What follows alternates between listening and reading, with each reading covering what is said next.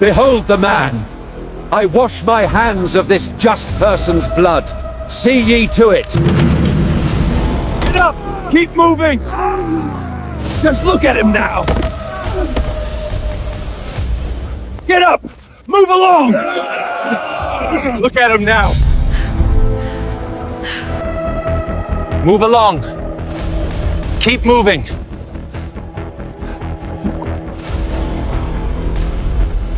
Veronica, do you remember the road?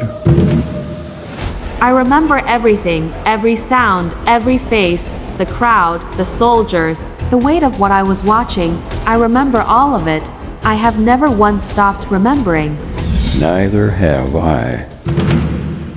Veronica of Jerusalem, the record begins not at your birth, but at the moment your life became eternal. The road to Calvary. A Friday morning that the world would never recover from.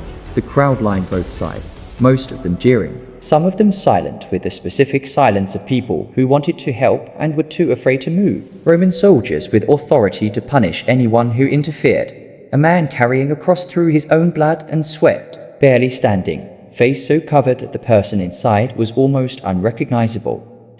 And Veronica standing at the edge of the crowd, watching, feeling something in her chest that she could not name and could not ignore. She had no position, no protection, no powerful name to shield her from consequence. She had only a cloth in her hands and something rising inside her that was stronger than her fear. I was not brave. I want that to be clear. I was terrified. My hands were shaking so badly I could barely hold the cloth. I did not step forward because I was courageous. I stepped forward because standing still felt like something I could not survive. Watching him suffer and doing nothing, I could not carry that. Whatever was going to happen to me for moving, it could not be worse than what I would carry for staying still. I just could not let him pass without someone touching his face with something gentle, even once, even just once on that road. She pushed through the crowd, soldiers shouted, people pulled back, and Veronica walked forward and pressed the cloth to his face. One moment, one act, no audience she was performing for. No record she was trying to build, just a woman and a man on a road and a single gesture of tenderness in the middle of the cruelest morning in human history. And the cloth, when she pulled it back, carried his image, not smeared, not distorted, his face, clearly, permanently, pressed into the fabric by something that has no natural explanation. She ran home holding it to her chest and wept for 3 days. Let us be precise about what actually happened on that road. One woman, one cloth, one moment, and the world turned it into a story of extraordinary faith. But what did it actually change? He still carried the cross. He still fell. He still writhed at Calvary. He still went through every moment of that suffering with or without your cloth, Veronica. You did not stop anything. You did not save anything. You wiped a face that was going to keep bleeding. You offered comfort that lasted approximately 30 seconds before the soldiers moved him forward again. In the scale of what that day contained, what did your gesture actually amount to? It was not about what it stopped. I knew I could not stop it. I knew from the moment I saw the crowd what was going to happen at the end of that road. I was not under any illusion that a piece of cloth would change what was coming. I did it because he was suffering and he was human and he deserved one moment, one single moment on that road where someone looked at him not with hatred or fear or morbid curiosity, but with the only thing I had to give him, kindness, just kindness. That is all it was. That is all I had. But you carried it wrong afterward. That cloth, you treated it like a relic. You showed it to people. You let them touch it. You built something around it. Was that still about him, Veronica? Or did it become about you? About the story? About being the woman who was there?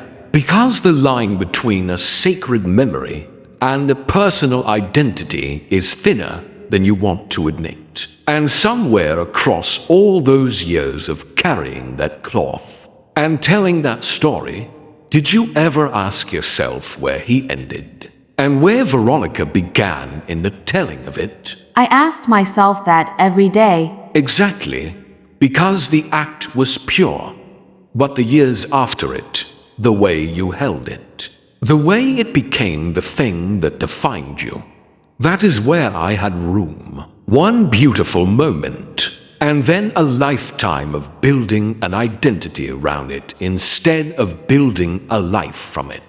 You wiped his face on a Friday, and for the rest of your years you lived more inside that Friday than inside the life he was walking toward Calvary to give you. The gesture was real, but the surrender was never quite complete, and you know it. You have always known it.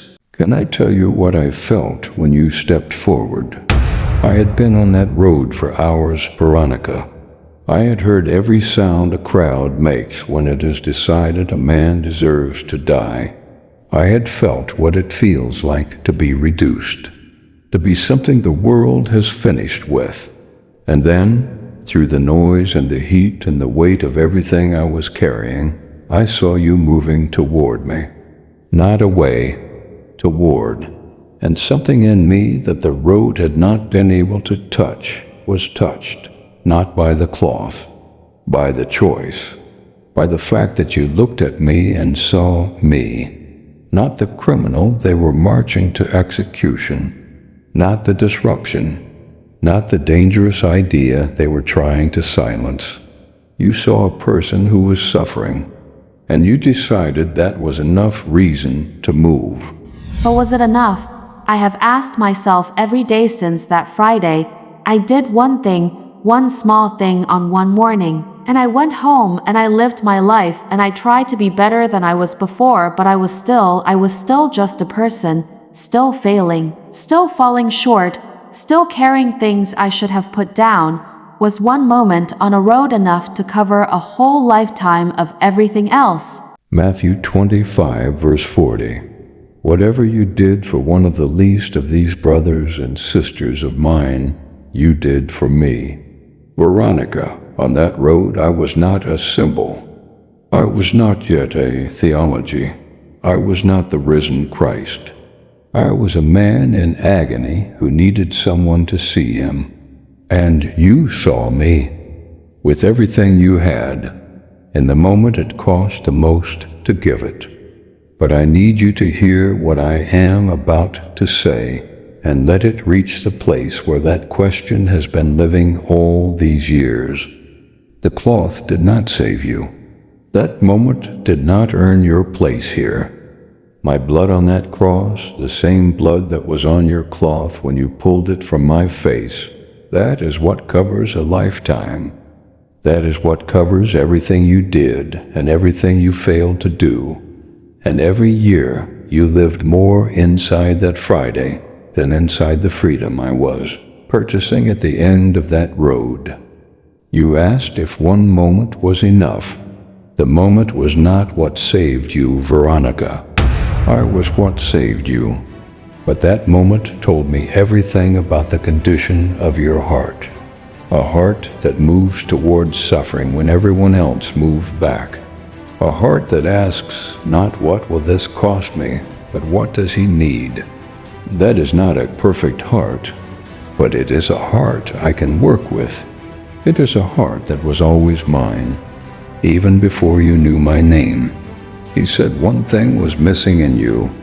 He said the act was pure, but the surrender never quite completed. He was telling the truth about the years, but he did not finish the sentence. Because the surrender that was missing across all those years, you gave it in one movement on a Friday morning before you had the language for what surrender even meant. You pushed through a crowd of people who wanted him dead, and you pressed kindness into his face with shaking hands. That is surrender, Veronica. The kind that does not wait for safety. The kind that does not calculate the cost before it moves. Isaiah 43:4. You are precious and honored in my sight. I said that before the road. I said it on the road. I have been waiting since the road to say it to your face. Come home. You have been carrying that cloth long enough. You can put it down now. You are already here. If this broke you open in a place you did not expect, type "I want to move toward him" in the comments right now. Share this with everyone who has ever done one small thing for God and wondered if it was seen. Like if the moment Jesus told Veronica she could put the cloth down made you feel something you cannot explain. Subscribe because this channel tells the stories that remind you that no small act of love is ever invisible to Him.